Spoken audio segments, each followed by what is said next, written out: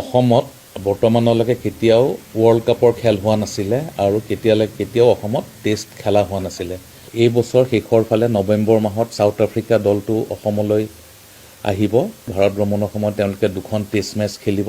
তাৰে যিখন second test হ'ব 22 নৱেম্বৰ 26 নৱেম্বৰলৈ। ছেকেণ্ড টেষ্ট মেচখন গুৱাহাটীৰ অসম ক্ৰিকেট সন্থা যিটো ষ্টেডিয়াম আছে সেই ষ্টেডিয়ামত অনুষ্ঠিত হ'ব।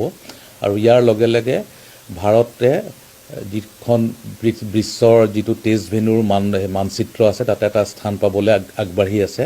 এই প্ৰক্ৰিয়াটো 2019 চনত যিটো সময়ত মই অসম ক্ৰিকেট সন্থাৰ ছেক্ৰেটাৰী আছিলোঁ, সেইখিনি সময়তে আমি 31 জুলাইত এখন চিঠি দিছিলোঁ। আৰু এই বছৰ 24 ছেপ্টেম্বৰৰ পৰা 2 নৱেম্বৰলৈ ভাৰতত মহিলাৰ ODI ৱৰ্ল্ড কাপ হ'বলৈ গৈ আছে। ICCৰ টুৰ্ণামেণ্ট সেইটো 5টা ভেন্যুত গুৱাহাটী নিৰ্বাচিত হৈছে আৰু যাৰ ফলত প্ৰায় 31খন মেচৰ 1/5 বা 1/6 নম্বৰৰ মেচেছ গুৱাহাটীত পাম। অৰ্থাৎ গুৱাহাটীয়ে 5খনৰ পৰা 6খনৰ মেচৰ খেল গুৱাহাটীত অনুষ্ঠিত কৰিব পাৰিব। খেলসমূহ অনুষ্ঠিত হ'ব 24 ছেপ্টেম্বৰৰ পৰা 2 নৱেম্বৰৰ ভিতৰত।